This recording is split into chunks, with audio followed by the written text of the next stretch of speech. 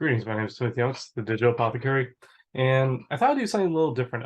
The question I often get asked is, what's my background? How did I get into digital health? Where did this all come from? And some general just background information. So I thought I'd spend some time talking about that because it's often a common question that comes up for me. And my background is I graduated from pharmacy school. I went to Wilkes University up in around Wilkes-Barre, Scranton, Pennsylvania. So if you watch The Office, it's around that region. And basically, I didn't know what I was doing in pharmacy school. I really did not.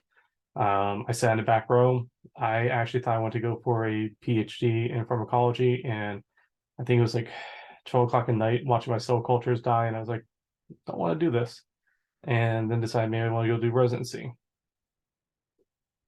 So I went to residency, and it was an interesting experience. One thing I learned from it was I like the clinical path, I like the clinical knowledge, I enjoyed the working space, but it really, I think there's still another avenue to it I want to do. I didn't think I wanted to become like a full-time clinical pharmacist. And around that time period, this is around early 2010s. So I graduated in 2011, going to do residency in 2011, 2012. What comes out is, around that time period is when the iPad was coming out. And I got an iPad, and we were using computer on wheels or workstation on wheels, commonly called today. And we were processing orders. We went around, we curbside consults, we asked questions. I had an early smartphone. It was Android. It was not actually an Apple device.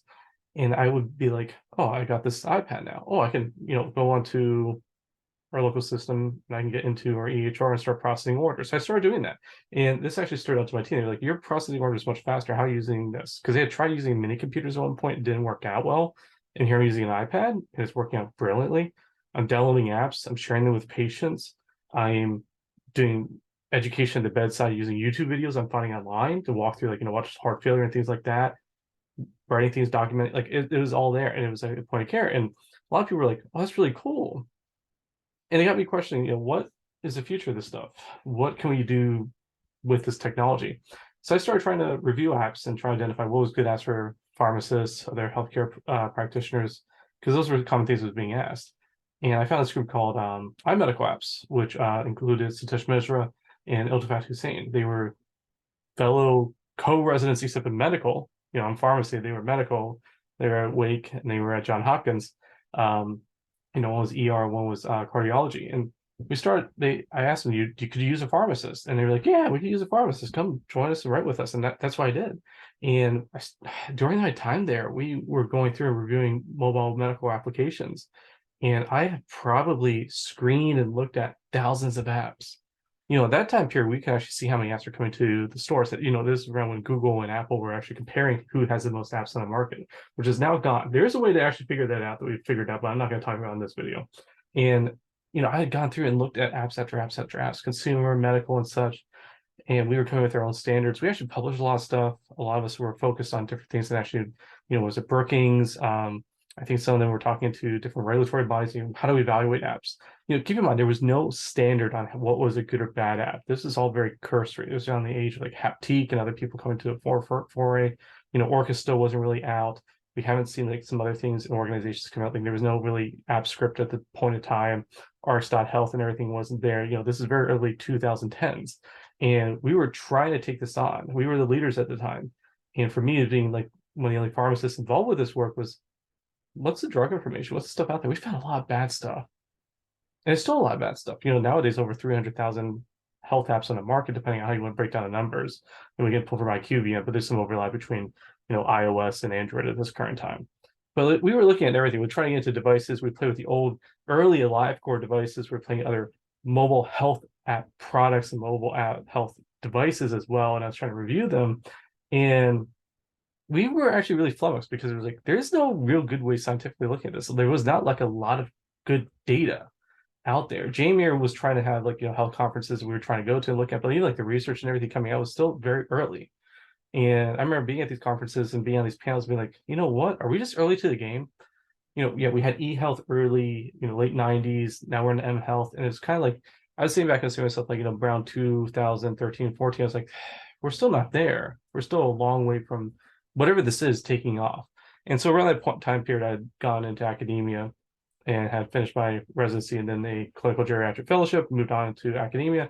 One of the things I started doing in academia was like, how can we look at technology and this type of stuff from a non-informatics lens, whether it's consumer health informatics, we could say it came from there. But how does this digital technologies impact health? And that is when we start seeing term like digital health, stuff start popping up. Around 2015, I would start saying I really saw it a lot. And I had teamed up with Kevin Clausen, who was down in Nova, and he was doing great work, and he really was a great mentor for me and helped drive me towards, I think, where I am today. And he was like, you're really good with these apps. You're really good like this type of technology. Focus on that stuff.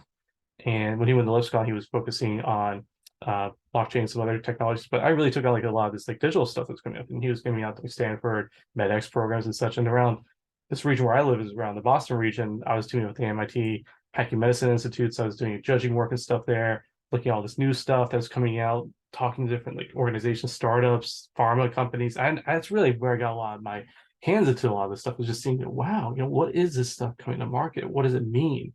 What's it going to do for us at the end of the day? And I think that's really where I got a large lift from my early mHealth days, transitioning towards digital health as a whole. And terminology started popping into me was the evolution of what I think was mobile medical apps, which was towards digital therapeutics. This is around like 2017, it starts coming up. And someone I had worked on earlier, Megan Coder, was actually founding the Digital Therapies Alliance around that time, and started talking to her and see if we could do some work and such.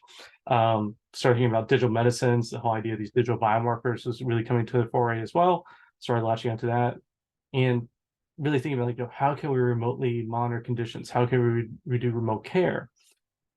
So this was all like ideological concepts that had been building. And I was trying to publish work. I was trying to get like more attention on this, running pharmacy journals, pharmacy newsletters, pharmacy, everything from like Pharmacy Today, Pharmacy Times, whatever have you. Trying to build awareness around this stuff. And I had some success. I was speaking at national conferences, whether it's like mid-year, APHA, blah, blah, blah, blah, blah. I was there, and it wasn't a lot of takeoff with this stuff at that time. And I don't blame it, because the reality was that this is really, what was the value? It was just because we could do it doesn't mean that people wanted to do it overnight. Like, so like health apps and everything made sense, but like some of this newer stuff, they're like, what's telehealth? Why do we need telehealth this current time? And what ends up happening, right? Pandemic comes at early 2020s, and I think that was the tipping point for me. That's where I started seeing the term digital health be adopted largely across the continuum of healthcare. And in pharmacy, like things I had been talking about for a long time just launched. And it turned into like, oh yeah, what is telehealth? It has like, point something percent of the market, and suddenly it turned into 30% of the market. And now it's, down 10%, 20%, depending on how you want to look at it. But it's there. That was what it took to get that to move and get society to adopt. And so I started seeing all my peers start talking about this stuff. It's like, oh, is this the watershed moment? Is this when we start saying, this is when we will evolve and like start embracing this technology? And I think it is. And that's what I've been having to deal with. So for the past 3 years for myself, then, if you've been following my content or seen me in the past, like that's probably where I would say has really been launching, is that the pandemic tipped it over. Is like everything I was really focused on evolved and gained attention. Like remote patient monitoring. Yeah. So what's a hospital home model? Can we do that? Telehealth, telepharmacy, remote verification technology.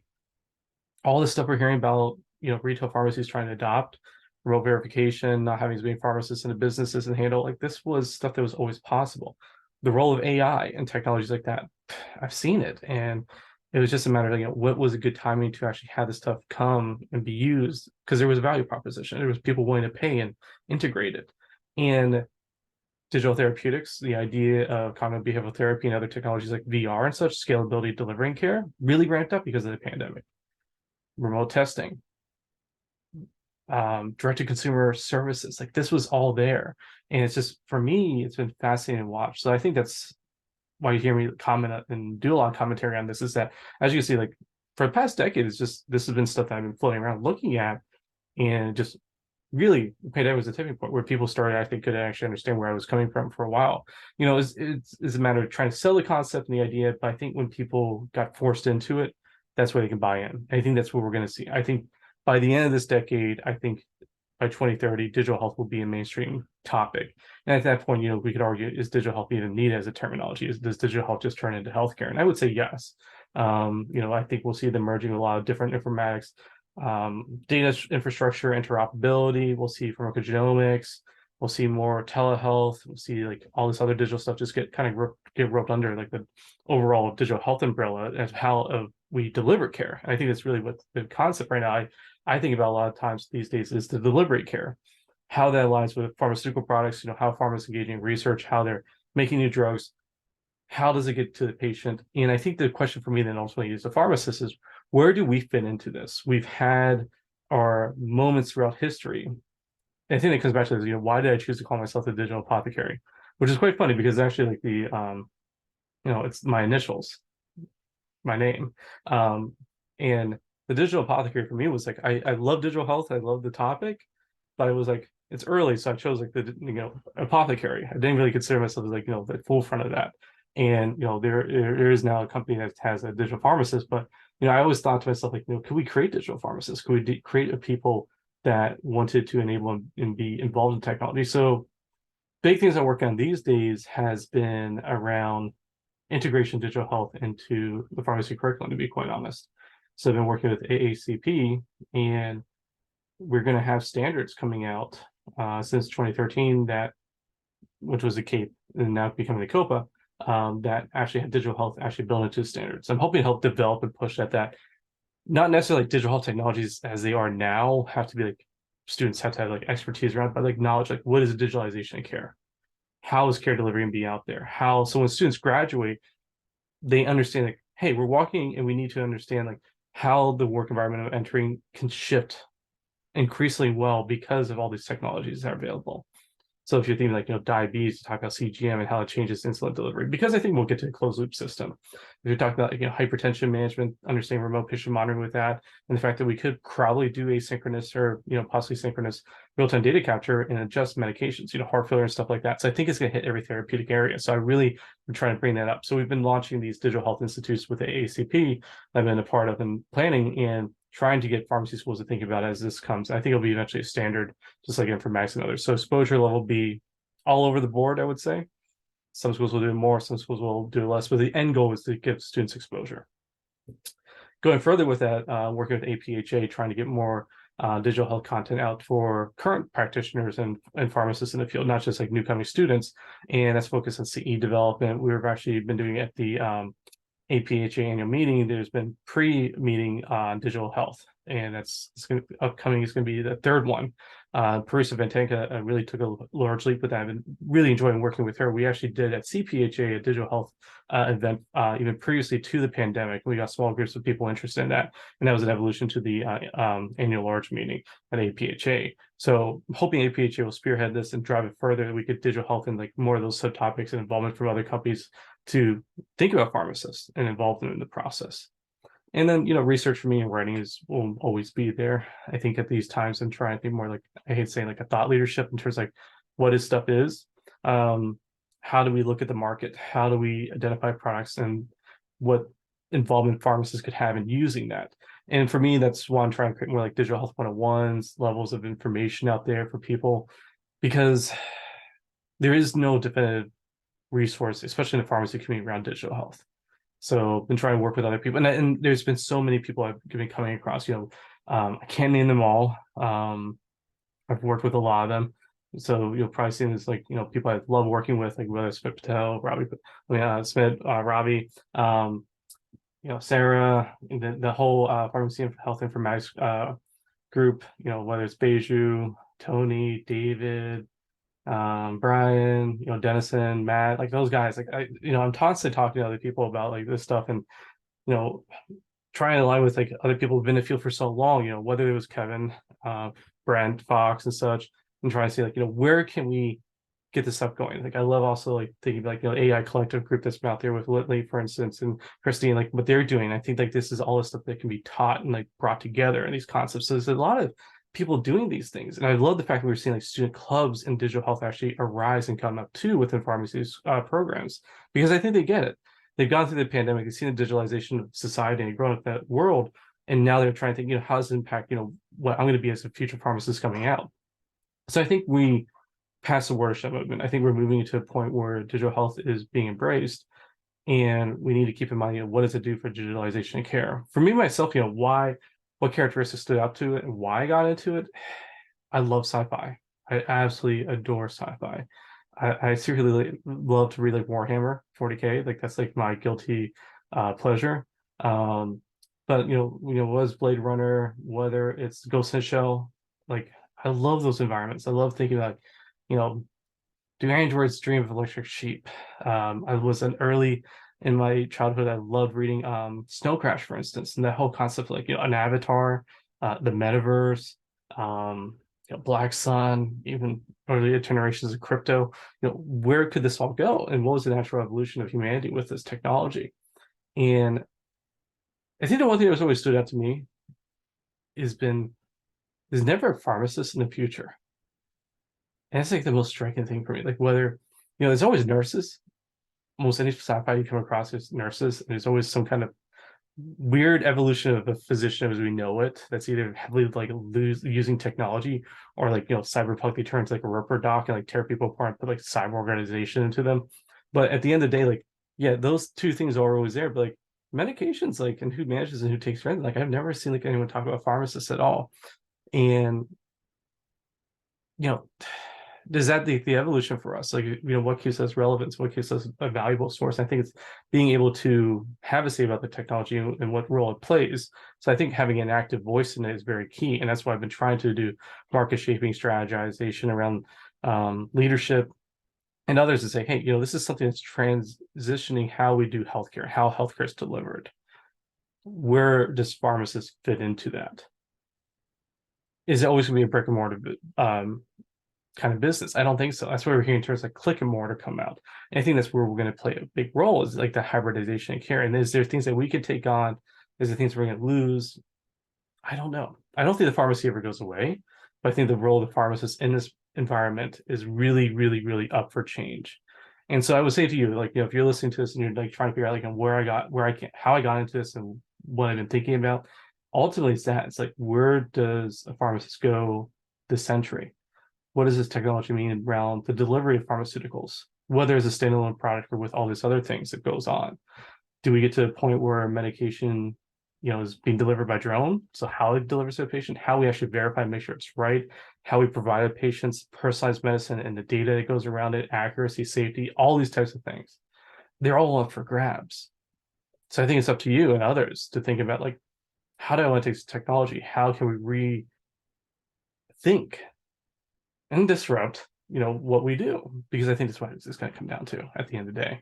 I think it's a good time for innovation, but knowing what's out there, knowing what the capabilities, what it means, success and failures. I've seen so many failures, I'll tell you. I've seen so many things break. I've seen so many people want to break things. And I think like that's always been a thing in tech, like, whether it's like this agile movement and just moving fast, breaking things, that works in some levels, but in healthcare, there's little to no forgiveness when you play with human lives from a social aspect. And we've seen many companies, get burned for this. I could pick on Theranos as a big one that, many people remember, but there's other things out there right now. The things that we're going to find out from the pandemic, like, oh man, it's like that should never have happened. And that's because we moved too fast, and we should learn from it. And would if pharmacists had been involved in this, would that have prevented it from occurring? And I think that's where it comes into us. Like, we have the values process here, but we need to have the knowledge about this changing healthcare environment to work within it. And so that's what it's saying. So I thank you for listening. Hoping this background gives some more information about where I'm coming from, why I talk about this, why I write about it. And if you have questions or you want me to focus on different things in the future, feel free to reach out, whether it's my website, social media, general inquiries, I'm there. Always happy to help mentor, always happy to help guide people. I want to see us really succeed. I want to see the next generation of pharmacists take this on. I really want to see digital pharmacists at the end of the day. So I thank you. This is Timothy Johnson, digital apothecary. Take care. Have a good day.